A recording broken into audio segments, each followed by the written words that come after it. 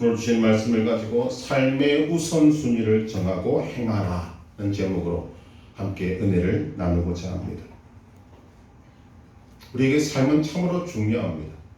그 삶을 살아갈 때 우리에게 필요한 것은 삶의 뿌리 또 원칙이 중요한 것입니다. 하나님 우리에게 주신 십계명은 바로 그런 의미로 우리에게 주셨습니다. 십계명은 성경에 나오는 하나님의 법 중에서도 핵심 중의 핵심입니다. 십계명 중에서 1번부터 4번까지의 계명은 하나님과 관련된 법입니다. 하나님만 섬기라, 우상 숭배하지 마라. 5번부터 10번까지의 계명은 이웃과 관련된 법입니다. 예수님은 이것을 하나님 사랑, 이웃 사랑이라고 하셨습니다. 하나님께서는 이것을 우리에게 법으로 주신 것입니다. 왜냐하면 그것은 믿음의 기본이기 때문입니다. 하나님의 말씀은 법으로도 또 사랑으로도 볼 수 있지만 다른 한편으로는 약속과 성취라는 것으로 볼 수 있습니다. 그래서 이 모든 것들을 종합해 보면 하나님의 말씀을 지키면 복을 받는 것이고 하나님의 말씀을 지키지 않으면 망하는 것입니다. 우리가 역사 한번 생각해 봐야 됩니다. 십계명 중에서 하나님만 섬기라, 우상 숭배하지 말라는 계명이 왜 첫 번째로 나오는가? 왜 1번부터 3번까지의 계명에 하나님만 섬기라, 우상 숭배하지 말라는 그 말씀이 법으로 우리에게 주어지고 있는가? 그것은 그만큼 사람들이 하나님만 섬기지 않고 우상 숭배의 죄에 빠졌기 때문이 아닐까 생각이 드는 것입니다. 인류의 최초의 죄를 보더라도 그 죄는 하나님의 말씀에 순종하지 않고 마귀의 말에 순종한 것 때문에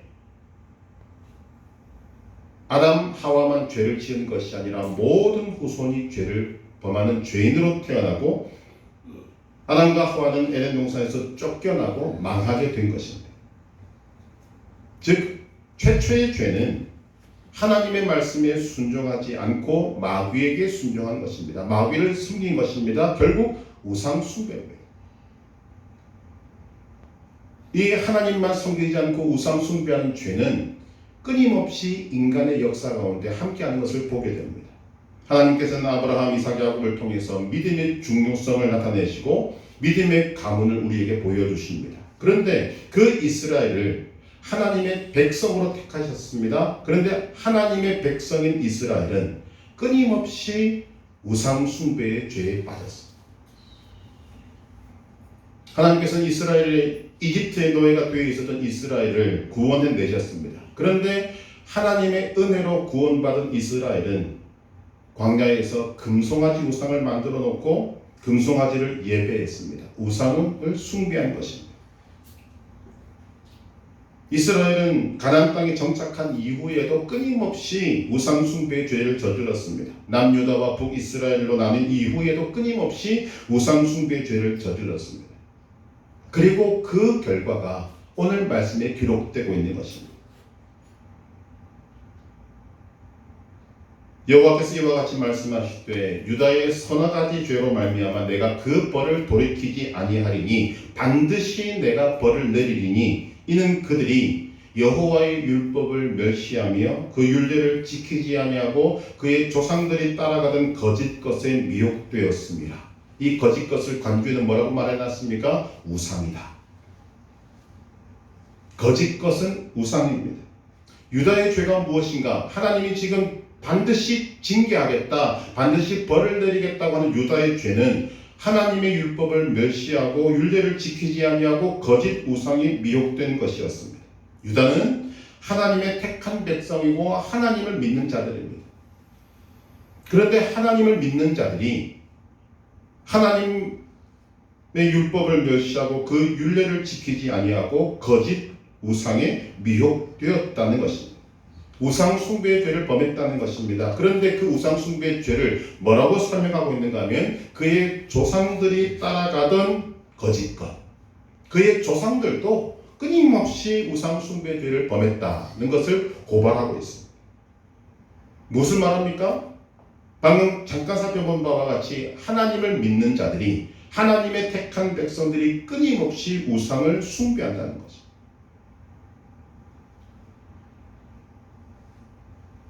하나님께서는 그 귀한 것을 십계명으로 만들어서 제일 처음에 하나님만 섬기라, 우상 숭배하지 마라 라는 것을 끊임없이 말씀하시는데, 하나님의 택한 백성, 하나님의 백성이라고 하는 그들, 하나님의 은혜를 듬뿍 받은 그들은 끊임없이 우상 숭배를 하고 있습니다.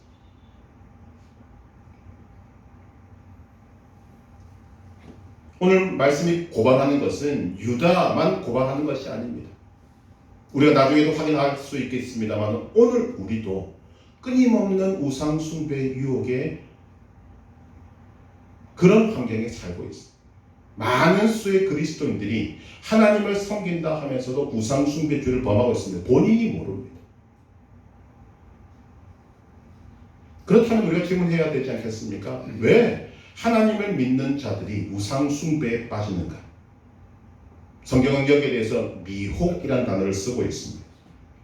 미혹이라는 단어의 뜻은 무엇에 홀려서 정신을 차리지 못한다, 정신이 헷갈려서 갈팡질팡 헤맨다 라는 뜻을 갖고 있습니다.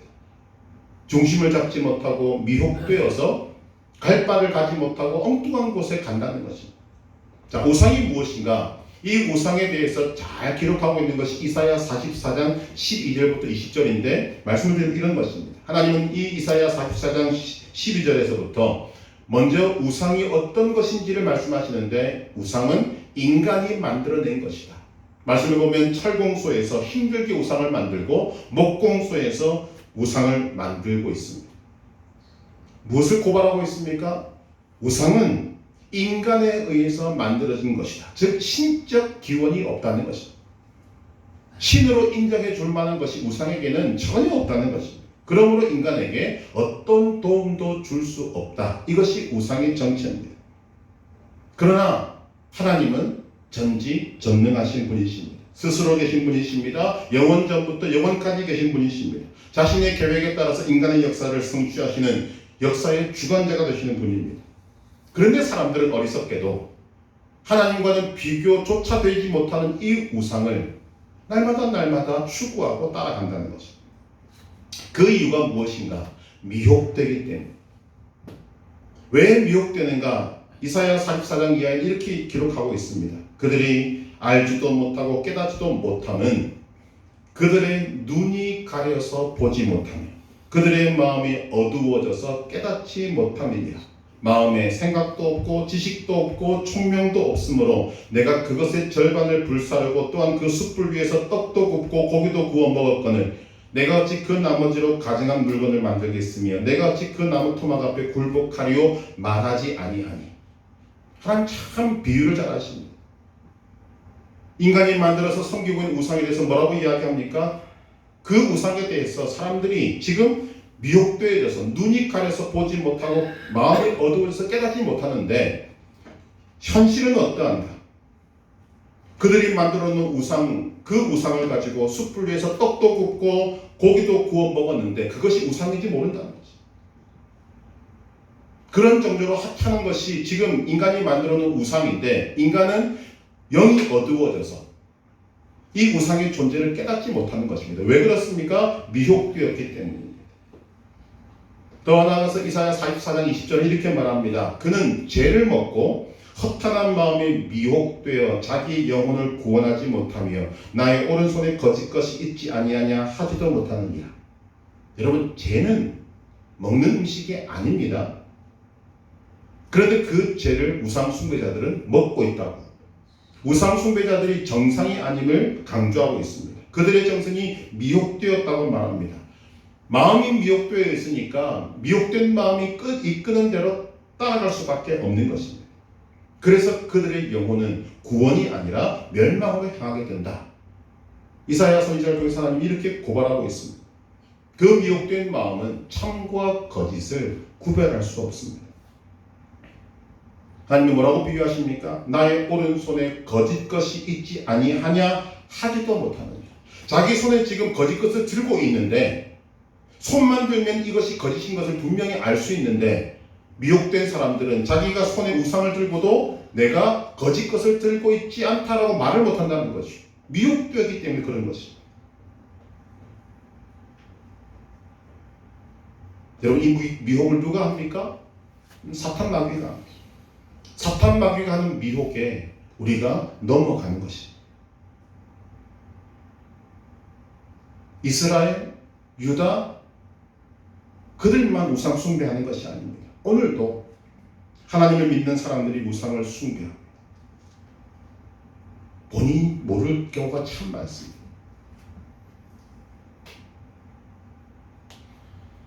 오늘 우리가 쫓아가는 우상이 무엇인지 말씀을 통해서 조금씩 깨닫게 되기를 원합니다.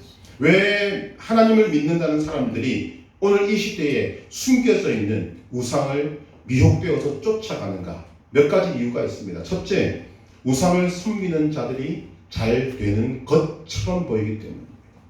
제가 표현하는 것을 여러분 잘 주목하시면 좋겠습니다. 우상을 섬기는 자들이 잘 되는 것처럼 보이는 것, 이것은 예수 믿는 자들에게 가장 큰 유혹입니다. 주일 성수 안 하고 돈을 버는데도 안 망합니다. 돈 잘 버는 것 같습니다. 예수 안 믿는데도 공부 잘하는 것 같습니다. 출세하는 것 같습니다. 예수 믿는 사람들은 마음속에 은근한 기대감이 있습니다. 어떤 생각입니까? 내가 주일 성수하니까 하나님이 복 주시겠지. 믿음을 지키고 있으니까 공부도 잘하게 해주시겠지. 믿음 잘 지키고 있으니까 돈도 잘 벌게 해주시겠지. 이런 기대와 소망이 있는데 그렇지 않은 경우가 많습니다. 그래서 인생이 참 자신은 답답하다고 여기고 있는데 눈을 들어 옆을 보니까 하나님을 안 믿는 사람들이 잘 되는 것처럼 보이거든요. 이것의 유혹이 얼마나 큰지 모르겠어요. 그래서 믿는 사람들이 우상을 따라가는 것이죠. 두 번째 이유가 무엇인가? 우상은 즉시 정답을 주는 것 같기 때문입니다. 우상은 현찰을 주는 것 같고 하나님은 약속어음을 주시는 것 같습니다. 제가 비유한 것입니다. 여러분, 우리가 믿음으로 하나님 앞에 나와서 열심히 기도해도 하나님께서 우리에게 현찰을 쥐어주시는 경우는 굉장히 드뭅니다. 하나님은 우리가 믿음을 가지고 나와서 기도하면 뭘 주십니까? 현찰이 아니라 약속을 주십니다. 약속이란 말은 약속어음과 같은 것입니다. 믿음과 관련이기 때문이기도 합니다만 그렇기 때문에 믿음의 세계는 기다림이 많습니다. 그러니 우리가 속이 터지는 것입니다. 말씀과 현실의 괴리가 너무 큰 것입니다. 그러나 우상은 즉시 답을 주는 것 같습니다.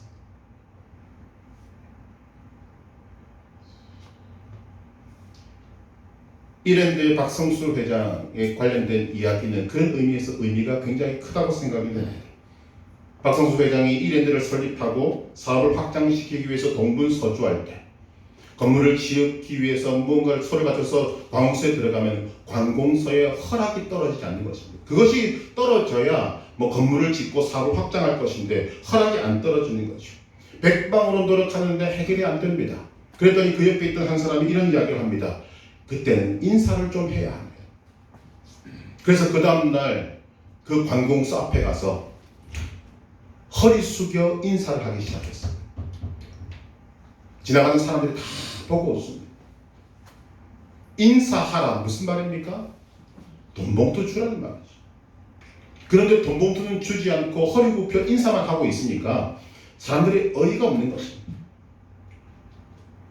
관공서에서는 하도 어이가 없어서 결국은 허가를 해 주었다고 합니다. 비유하자면 우상 숭배는 돈 봉투를 주고 허가를 받는 것이고 믿음은 인사를 하면서 기도하는 것입니다. 여러분, 어떤 것이 피부에 와닿습니까? 여러분, 기도하는 것보다 돈 봉투 주는 것이 확률이 훨씬 높습니다. 돈 봉투 주는 것이 눈에 보이고 손에 잡힙니다. 그래서 그쪽으로 끌려가는 것입니다. 나는 우상 숭배 안 해. 쉽게 말할 수 있는 부분이 아닙니다. 오늘 우리에게 가장 가까이 와 있는 것은 우상을 따르는 것입니다. 거기에 반해서 하나님을 믿고 따르는 것은 많이 기다려야 하고 참 어려운 것 같아 보입니다. 그래서 우상을 따라갑니다. 세 번째, 사람들이 우상을 따라가는 이유는 우상은 희생을 강요하지 않습니다. 희생은커녕 똑바로 살아라 말도 하지 않습니다. 아무것도 묻지 않습니다. 그리고 내게 와서 절하면 내가 도움을 줄게, 그렇게 이야기합니다. 네 번째로 사람들이 왜 우상을 따라가는가? 우상은 우리가 항상 기대하고 바라는 것을 줍니다. 여러분, 물고기를 잡으려면 물고기가 좋아하는 미끼를 던지면 됩니다. 물고기라고 다 똑같은 미끼를 물지 않습니다. 좋아하는 미끼가 있습니다. 그것을 던져주면 그 물고기가 좋아하는 미끼를 물고 걸립니다. 마찬가지로 우상은 우리에게 우리가 원하는 것, 우리가 좋아하는 것을 줍니다. 돈을 좋아하는 사람에게는 돈을 주고, 명예를 좋아하는 사람에게는 명예를 주고, 권력을 좋아하는 사람에게는 권력을 줍니다. 우리의 욕심과 우상은 딱 맞아떨어집니다. 왜냐하면 우상은 욕심의 그림자이기 때문에. 우상은 내 욕심을 투영하기 때문입니다. 오늘 우리 주변에 눈에 보이는 우상 많이 있습니다. 눈에 보이지 않는 우상은 더 많습니다. 신의 형상을 하고 있는 우상들이 어떤 장소에 놓여져 있습니다. 사람들이 그 앞에서 제물을 바치면서 기도를 합니다. 그러면 마치 그것이 신인 것처럼, 능력이 있는 것처럼 보입니다. 이 신을 잘 섬기면 만사 형통한다고 하니까 거기에 넘어가게 됩니다. 결국 우상 숭배는 우리 인간의 뭘 자극하지요? 욕심을 자극합니다. 우상을 숭배하는 사람은 자기 욕심에 미혹됩니다. 욕심에 눈이 멀어서 이사야 선지자가 말하는 바와 같이 철공소에서 만들어진 우상, 목공소에서 만들어진 물건에 불과하다는 사실을 눈을 감아버립니다. 자기 손으로 그 우상을 쥐고 있으면서도, 거짓 것임을 알고 있으면서도 거짓이다 말하지 않습니다. 우상이라고 말합니다. 결국 인간은 자기 손으로 만든 우상을 가지고 신이다 라고 의심하지 않고 믿게 되는 것입니다. 우상이 인간의 욕망을 자극해서 신의 자리에 올라가는 순간 그 우상은 하나님을 대신하게 됩니다. 욕망의 눈이 먼 인간들은 우상 숭배에 빠져서 스스로의 힘으로는 빠져나올 수 없는 것입니다. 왜 이 말씀을 나누는가? 오늘 우리의 삶과 우상 숭배가 멀지 않습니다. 우리의 삶에서 지금 하나님의 자리를 대체한 우상들은 질비하게 널렸습니다. 제일 대표적인 것이 뭐죠? 돈입니다. 권력이고 명예고 성공이고 이런 것들이 우리 삶에서 하나님처럼 섬김을 받고 있습니다. 하나님의 말씀은 끊임없이 우리에게 하나님과 재물을 겸하여 섬길 수 없느니라라고 말씀하시는데, 우리는 하나님을 섬긴다고 하면서도 마음 깊숙한 곳에서는 하나님보다 재물을 앞세우고 있습니다. 남의 일이 아니라는 거죠. 이스라엘 백성들이 하나님을 싫어해서 우상을 섬기는 것이 아니라는 거예요. 오늘 이 시대에 수많은 하나님을 믿는 사람들이 이런 미혹에 넘어가는 이유는 단순히 그들이 믿음이 없어서가 아니라는 거죠. 하나님을 믿는 자들이 얼마든지 삶에서 이런 우상의 미혹에 넘어가서 우상을 숨기고 있으면서도 모르고 있을 경우들이 많다는 것입니다. 돈, 재물, 명예, 권력 등이 하나님 자리를 대체하는 것뿐만 아니라 더 안타까운 것은 인간이 하나님을 우상의 수준으로 전락시켜버렸습니다. 출애굽기 32장을 보면 출애굽한 이스라엘 백성들이 광야에서 금송아지를 만들어 놓고 그 앞에서 금송아지를 예비합니다. 축제를 벌입니다. 금송아지 앞에서 먹고 마시며 뛰고 경배합니다. 그리고는 뭐라고 이야기하는가? 그 금송아지를 향하여서 이는 너희를 애굽 땅에서 인도하여 낸 너희의 신이로다. 하나님을 뭐로 만들었습니까? 금송아지로 만들었습니다. 자기 욕심에 미혹되어서 전지전능하신 하나님을 형편없는 금송아지로 만들어버리고 만 것입니다. 오늘 하나님의 사람들이 그 일을 동일하게 행하고 있습니다. 그것뿐만 아닙니다. 하나님을 자판기 취급합니다. 이것도 우상입니다. 돈을 넣으면 바로 주는 자판기, 형상만 만들지 않았을 뿐이지 동일한 내용의 우상 숭배가 우리에게 자리 잡고 있습니다.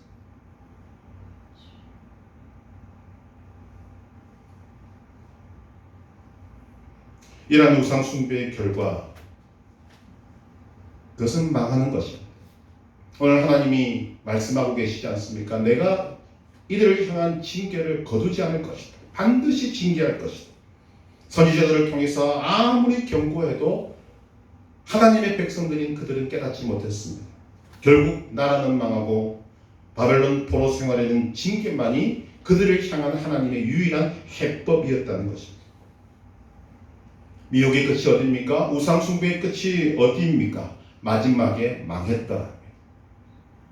제가 말씀을 드릴 때 왜 우리가 믿는 사람들이 우상에게 미혹되는가? 잘 되는 것 같고, 즉시로 응답을 주는 것 같고, 다 같은데 마지막에 가면 어떻게 된다고요? 망하는 것입니다. 그것이 우상 숭배의 결론입니다. 마지막에 망했더라. 미끼를 따라가는 것이 우상 숭배입니다. 미혹을 따라가는 것이 우상 숭배입니다. 그러나 결국 그것은 다 미끼일 뿐이고 마지막에 우리를 기다리고 있는 것은 죽음이요 멸망이라는 것입니다. 골로새 3장 5절 말합니다. 그러므로 땅에 있는 지체를 죽이라. 곧 음란과 부정과 사욕과 악한 정욕과 탐심이니 탐심은 곧 우상 숭배니라. 야고보서 1장 14절 15절 오직 각 사람이 시험을 받는 것은 자기 욕심에 끌려 미혹되니 욕심이 잉태한 즉 죄를 낳고 죄가 장성한 즉 사망을 낳느니라. 자, 그러면 오늘 이 우상 숭배의 미혹이 우리 가까이 있습니다. 우리 안에 있습니다. 그런데 우리가 이것을 어떻게 이길 것일까? 오늘 제목을 봐야 됩니다. 우선순위와 중요도를 정하고 그것을 지키는 것이 우상 숭배를 이기는 것입니다. 예수님께서 사역하실 때 한 율법사가 와서 예수님께 묻습니다. 선생님, 율법 중에서 어느 계명이 크니까? 예수께서 이르시되 네 마음을 다하고 목숨을 다하고 뜻을 다하여 주 너의 하나님을 사랑하라 하셨으니 이것이 크고 첫째 되는 계명이요 둘째도 그와 같으니 내 이웃을 내 자신같이 사랑하라 하셨으니 하나님 사랑이 첫째, 이웃을 내 몸과 같이 사랑하는 것이 둘째라고 말씀하십니다. 여러분 여기에 열쇠가 있습니다. 이 말씀은 두 가지 중요한 기준을 우리에게 주는 것입니다. 첫째가 우선순위고 둘째가 중요도입니다. 우리는 이런 말을 거창하게 내뱉지 않아도 우리의 삶에 항상 우선순위를 정하고 살아갑니다. 세상 사람들도 우선순위와 중요도를 입이 아프도록 말하고 있습니다. 이유는 인간의 한계 때문입니다. 인간이 이 땅에서 할 수 있는 일은 굉장히 많습니다. 그러나 그 할 수 있는 많은 일들을 다 할 수 없습니다.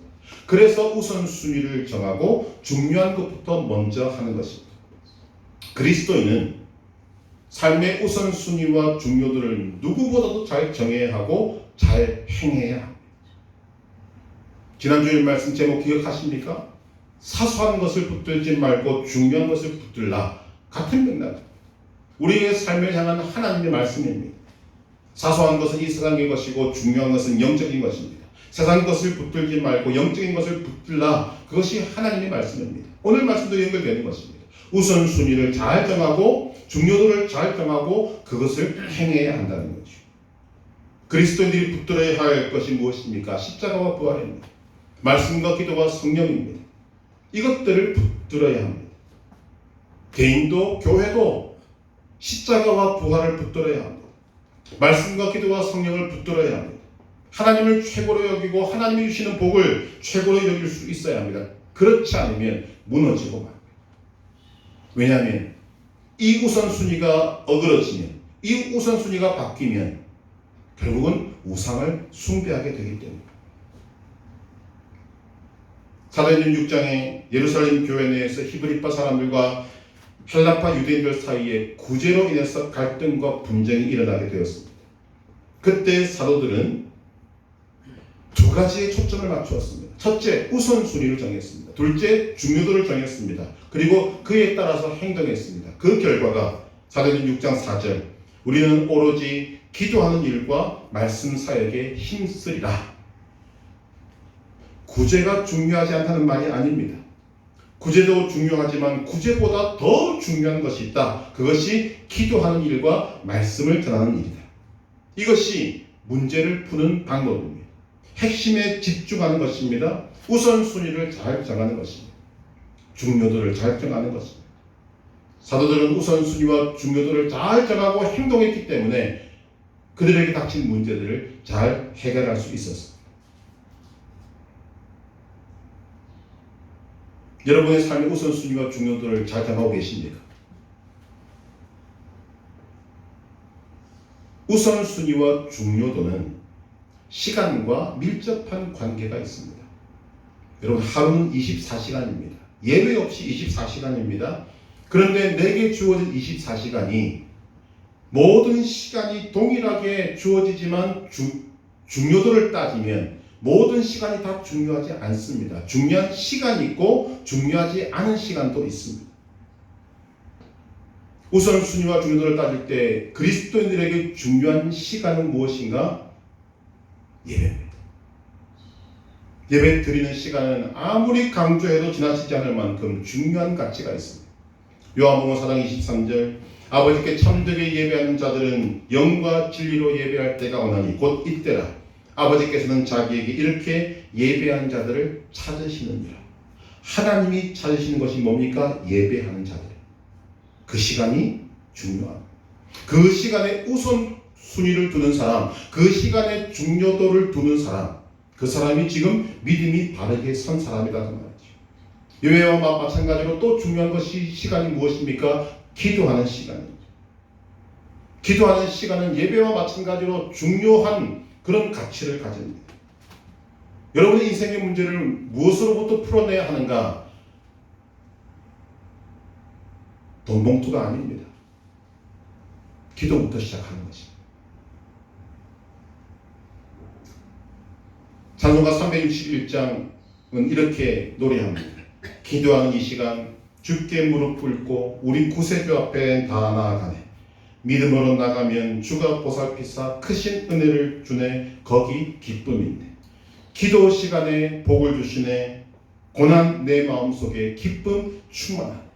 어떤 시간에 복을 주십니까? 기도 시간에 복을 주십니다. 그것은 기도하는 시간이 얼마나 중요한가. 그런데 오늘날 많은 사람들이 기도의 시간의 중요성을 잊어버립니다.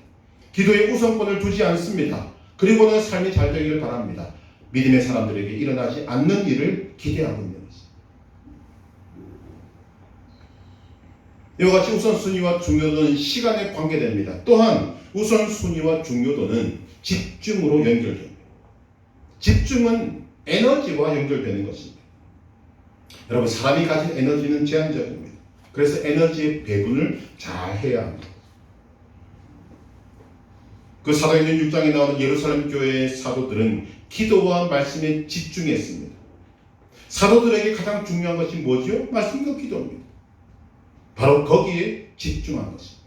여러분은 어디에 집중하고 계십니까?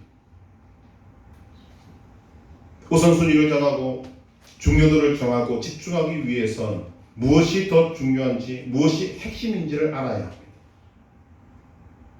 어떻게 그것을 알 수 있습니까? 지혜가 있어야 합니다. 그런데 지혜는 내가 만들어낼 수 있는 것이 아닙니다. 지혜의 근본은 하나님이십니다. 하나님으로부터 지혜가 오는 것입니다. 그러므로 우리가 하나님을 섬기고 믿고 의지할 때 하나님이 우리에게 지혜를 주시는 것입니다. 잠언 9장 10절, 여호와를 경외하는 것이 지혜의 근본이요 거룩하신 자를 아는 것이 명철이니라. 야고보서 1장 5절, 너희 중에 누구든지 지혜가 부족하거든 모든 사람에게 후히 주시고 꾸짖지 아니하시는 하나님께 구하라. 그리하면 주시리라. 여러분, 하나님께서 우리에게 이 복을 주시기 위해서 얼마나 많은 길을 열어놓으신지 모릅니다. 너희 중에 누구든지 지혜가 부족하거든 모든 사람에게 후히 주시고 꾸짖지 아니하시는 하나님께 아뢰라. 그래야 구하라. 그리하면 주시리라. 도장을 꽝 찍어 놓으신 것입니다. 여러분은 어떠십니까? 여러분 지금 누구를 섬기고 있으십니까? 아마 하나님을 나는 믿지 않고 있다라고 말할 분은 여기 계시지 않을 것입니다. 살아계신 주님, 우리의 삶을 인도하신 주 되시는 주님을 믿고 따라가고 있습니다. 그런데 그 믿고 따라가는 길에 오늘 우리도 이스라엘 백성들과 다를 바 없이 수많은 우상 숭배 유혹을 받고 있고, 인식하지 못하지만 하나님을 섬긴다고 말하지만 우리도 우상 숭배의 길을 따라갈 때가 있다.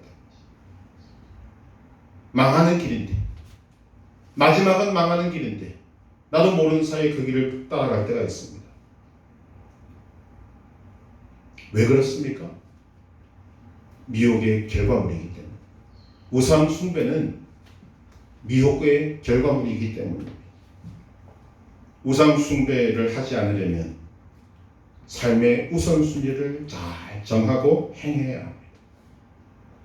그리스도의 삶의 우선순위, 중요도는 누가 뭐래도 십자가 부활입니다. 예배입니다. 말씀과 기도와 성령입니다.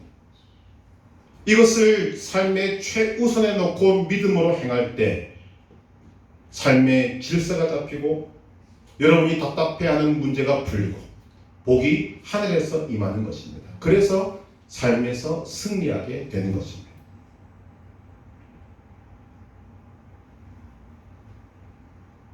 마태복음 6장 33절, 너희는 먼저 그의 나라와 그의 의를 구하라. 그리하면 이 모든 것을 너희에게 더하시리라. 여러분 이 말씀을 믿으시기 바랍니다. 주목할 단어가 무엇입니까? 먼저 구하라는 것입니다. 그리하면 이 모든 것을 너희에게 더하시리라. 예외가 없습니다. 모든 것을 주실 것이다. 이것이 하나님의 약속입니다. 무엇을 강조합니까? 더 중요하고 더 우선적인 것이 있다는 것입니다. 그것을 알아야 하고 그것을 먼저 해야 합니다. 그래야 풀리는 것입니다. 그래야 무리 없이 인생의 문제가 해결되는 것입니다. 먼저 십자가와 부활을 붙드시기를 바랍니다. 예배를 여러분의 삶의 우선순위의 최상에 두시기를 바랍니다. 말씀과 기도와 성령을 무엇보다도 앞세우시기를 바랍니다. 이것으로 삶의 순서가 정해지면 여러분들의 삶의 질서가 잡히고 우상이 들어올 틈이 없어지고 하나님의 복이 그 믿음의 질서를 따라 여러분에게 임하게 되는 것입니다. 하나님을 믿고 섬기고 의지하고 하나님을 최고로 여기고 하나님이 주시는 복을 최고로 여기고 말씀에 따라 우선순위와 중요도를 정하고 행하고 거기에 집중하며 가장 중요한 것을 놓치지 않고 날마다 승리하는 믿음의 성도 되시기를 주님의 이름으로 축복합니다.